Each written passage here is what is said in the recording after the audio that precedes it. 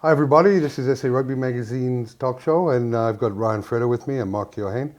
Let's get into the Stormers, the Bulls, the Lions and the Sharks. All played in that superhero game. Are we to take anything from that? I think what I take from that superhero game is it's a great concept. 45,000 people in Cape Town last year at the Cape Town Stadium, double header.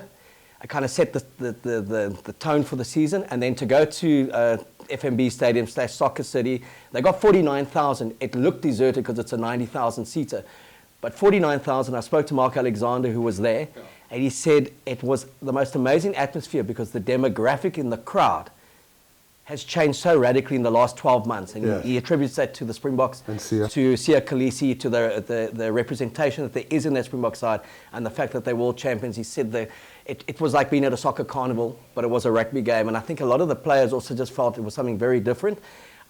We'd love to have seen it play potentially at the Orlando Stadium, capacity 36,000. Nothing in the results, but just wonderful kind of post-World Cup euphoria has been kicked on, and we are keeping that momentum with the public.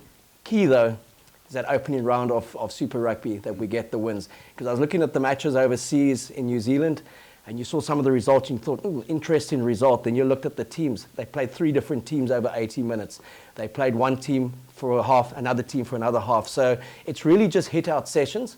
I thought we saw some decent talent on show in the Superheroes Day, but it will be meaningless when it comes to that opening round. Yeah, just to build on what Keo was saying, like the competition, there's no question the competition is stale, right? So something like SuperHero Sunday gives it an injection of freshness and newness and excitement. That's really great.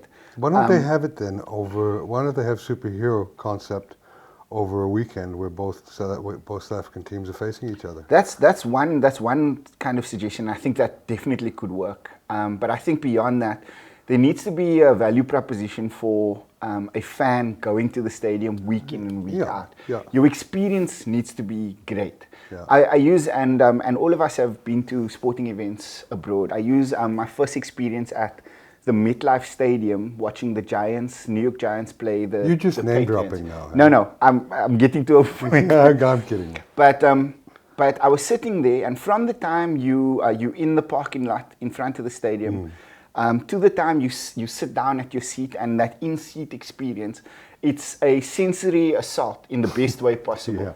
And we need to get to a point where there's that lure, that attraction beyond the rugby itself. Yeah. I just feel like that's an area of our game we're sorely lacking in this country. Yes. Is that experience for the fan. And well, I wonder how many current CEOs have actually gone over and watched an American, which is very comparable in terms of the 3 hours, the tailgating, which I mean, like Bry's out in the field. So it's got a very comparable feel. I wonder how many of them have gone over and watched a game in New York or gone to Miami and watched a game just to get a sense of what goes on. Right.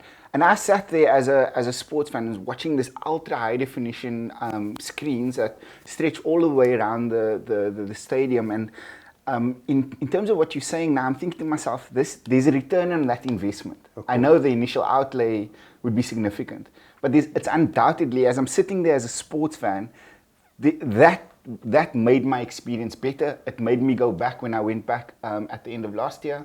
And if I was a New Yorker, I'd go back weekly to watch them. Well, they do. Yeah, and they've had 2 shocking teams for the last few years. Absolutely. And the stadium's always full. Absolutely. Yeah. And so just like I was saying, to build on what Keo was saying earlier on, that the SuperHero Sundays concept is excellent, it's unbelievable. And I've watched a sport at the Soccer City. It's a great stadium to watch sport at. There is no bad seat in that house. But now the consistency week in and week out with that supporter experience, that fan experience, needs to be a focal point. But you also get your talk on that and this whole thing about, I know the Stormers are going to Cape Town Stadium next year, but you look at the Sevens and the atmosphere that's there. You look at the whole concept around getting into that stadium and getting out of it, and now we go back to Newlands for a Super Rugby season, and everyone's saying we're going to give the old lady a send-off and that. It's a horrible consumer spectator experience at the moment, going to Newlands, where we need to embrace that. We need to embrace a new age in this country, you know, and when you talk about the CEOs going over, a lot of them have gone over previous CEOs, but where they've sat is with CEOs. I wasn't criticizing, I was just wondering. No, where they've sat is with CEOs, and they've sat in corporate suites. They haven't gone and done the sporting fan experience. Okay, yeah. And that's what I think what you're getting at is how many of them gone there and said, would I come back as a fan of the game? Yeah. Or as a fan of an occasion when you bring in the whole family? And that's still where we need to kind of get it right in this country. We're way off. Right. Let me ask you another question then.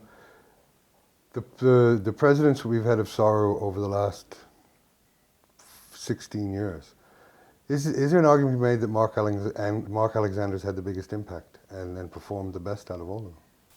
Kev, I do, and I was very critical of him when he was the deputy, okay? Yeah. And we had many frank discussions, and he said his hands were also tied in many respects, but he sat down with the government, he sat down with corporate South Africa, they did a roadshow, I think they went and saw 480 leaders of industry, MDs, marketing heads, wow. CEOs, over a year, yeah. And said, we are finished, we failed transformation, we've failed our sponsorship kind of arrangement with you guys. We need to get corporate investment back. That was after they lost to Italy in 2016. They were at their lowest. But he said they acknowledged where they had gone wrong, and then they started things. And I had breakfast with him a couple of weeks ago, and his biggest thing is spectator experience now. So he's taken a lot from what you said, from the USA experience, the UK experience. He said, what do we give our fans in terms of this multifaceted social media experience when they get there? How do they interact? And I know that there's a big investment going on at the moment within SA Rugby with one of the big tech companies to introduce a system, especially in the build-up to the Lions series, to make this everything you talk about. I don't know if they're going to get it right at the stadiums as such, but to make it more than just the 80 minutes on a rugby field. But I certainly think he's had the impact, and it coincided with him making the right appointment with Rassie and getting it right for the World Cup, and the transformation ideals. They pushed that, and they were unrelenting on it. And when everyone said, 50% representation, end of it, enjoy 2007, 1995, we'll never win another game. We went there with the most representative team in our history, with no one questioning merit. And we hammered a very good England side by 20 points in the final, and that's the momentum we have to build on over the next 4 years. But crucially, we have to try and find a winner for Super Rugby from South Africa. Yeah, I agree, Mark, and I think that the Stormers have a good shot. Okay, I think the Stormers have a shot this year of winning Super Rugby, without seeing any games and all that. I think for me, the superhero stuff that I took was that it just confirmed for me the superstar status of a Herschel Yankees. You know, just fun to watch, and I can't wait to see him play. I'll pay to see him play this year. I haven't paid to go to Newlands for some time now. And you know, I'll definitely get a box at the new stadium because it's an experience. And we'll see how it goes for a couple of years. But let's move on to the Saracens. Just before that, Ryan wrote a very good piece in the SA Rugby magazine, Super Rugby issue. Yeah. It's a great one, by the way. If you want to know what's going on, who's in, who's out, go get that issue. Especially if you play Super Brew. Yeah. Because the early rounds, you make or break you. So guys, this is a plug for SA Rugby magazine. Go and get it, the latest copy. If you want to know, if you play Super Brew and you're serious about it, go and spend the $20 or $25 that it is to buy the magazine. It's every team's in there, the transfers, who's left, who's come in, coach's view. But Ryan wrote a piece about the Stormers, and he said there has to be expectation. Yeah. They're the one team that's not rebuilding. The core of that Springboks pack is there. They're going to win so much more. They got Damian Willemse at 10, and we have to start saying to a team like that, you've got to be in the top two at the end. You've got to have a chance of hosting a final. And I thought it was a really wonderful piece to say, we have an expectation. You should be the best in Super Rugby. Yes. Yeah. Not a top 8 contender. Right. We've got to, like I say in the piece, we've got to move past the point now where we excuse mediocrity, specifically in Cape Town, because of the depth of quality in that roster. And for years, I grew up in the city. I've been watching the Stormers since I was a young kid. But looking at it objectively, we can't be fed these excuses anymore. You know, about we're building and it's a new phase with John Dobson, etc., etc. The quality of the squad is exceptional. Yeah. There are World Cup winners in that squad as you look around there, and not only World Cup winners, but guys that have started that were central to their success. And now they got Jamie Roberts, as some extra depth. Exactly. And so there's got to be an expectation. Imagine the Bull side of 2007, the Bull side of 2009, and you look at the quality of that team and it's like, okay, we'll see what happens. No.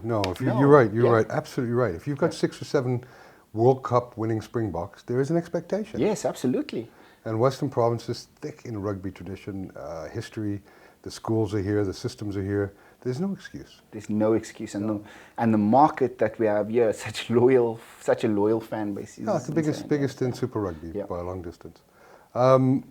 Let's get on to the Saracens. The relegated. Relegated. It doesn't matter what they do for the rest of the Premiership season. They're going down to the first division. The big thing is, do they keep their players? Does Eddie Jones say they can play in the Championship? They're still going to be part of the England setup. Could be like the Juventus situation. Other clubs saying, or Rangers situation even, where, and look how long it took Rangers to get back, I think 6 or 7 years to get back to where they are now, and they're competing with Celtic. There's a pro-Saracens lobby I see in the UK, and there's a very anti-Saracens lobby. But to me, if you're docking a team 35 points at the start of the season, they gave them the option, open your books to us, we'll be automatically relegated. They said, we'll take the relegation. Then you've got to question their domestic titles over the last 3 years. Should they not be given up as well? Agreed. I agree. Because they're effectively saying you cheated the salary cap, yeah, and you had an unfair advantage. You built a super team when no one else could because they didn't have those salary caps. Yeah, but one point to counter that, and it's not much of a point, but the Saracens did help bolster the league's image, and that money spent was an investment in the marketing of that competition. It's not a great argument, but surely the CEOs knew this. This isn't the only year that they've known this. So the CEOs from other clubs maybe were complicit in not bringing these charges to before. But if you go back, they said right at the outset, we're within the salary, when it all came out, we're within the salary cap for this season. Because my first question was, are they allowing them to play this season? Yes. And they said, we are. Then they started investigating it, and then Saracens came back and said, there's no way we can make the salary cap cuts you want. And then they said, well, show us your books. And they said, no, we'll take the relegation, which is a massive, massive thing to say. Yeah, well, I wish I could say to SARS, no, you can't come in and look at my books. I think about the most high-profile example of what you're talking about now. Lance Armstrong, Tour de France, right? There was an unfair advantage gained. He was stripped of 7 Tour de France titles. Was it 7? 7 Tour de France titles. Yeah, because he only had one testicle or something. He was a lot lighter in the saddle. I see no difference between the two. There was an unfair advantage gained, and that unfair advantage, in fact, enabled you in many ways, because winning the Premiership comes with its own rewards, monetary and kind of for your brand prestige, right, and your brand identity. And that enabled them to continue the cycle of deception, success. And it was all built on deception. It was all built on them having absolute disregard for a salary cap. Right. Where everyone else in the league was within that salary cap. Right. So I wonder if it was a moving target. Sorry, Ryan. I wonder if it was a moving target that it wasn't taken that seriously until this year. And if it wasn't taken that seriously, why is it being taken that seriously now? Well, there's a reason you have a cap in place. Well, that's true, Mark. But they also have this fair play rule in FIFA, which they don't really stick to. You know, it's kind of there, but it's not enforced. Am I right? I mean, I don't know if I don't know the details around what this fair play thing is like. It's kind of just like I see people getting awards for fair play. I don't even know what that means. No. Well, in terms of financial fair play. Oh, financial fair play. Yeah, of course. Yeah. Taking your point that if it hasn't been enforced in the past, that's kind of another debate. But now that they've decided we are enforcing it, it's been around, and one club has clearly been flouting it, and they happen to be the Championship club. What I do like is there's been this emphatic 35 points docked, and then the next time you're out. And there's a lot of criticism of the guys at the Premiership not knowing what they're doing, changing the goalposts. A lot of them, the mainstream UK scribes, are very pro-Saracens and anti the Premiership in the way they've reported on this. I just look at the principle that says if you did flout it, you were building a super team, you got an unfair advantage, you won it. Relegation, yes, but strip them of their titles as well. Agreed. Yeah, I agree. And I will leave it on that note and look forward to speaking to you guys next week. Thanks, Ryan. Absolute pleasure. Thank you, Marcus. Thanks, Ryan.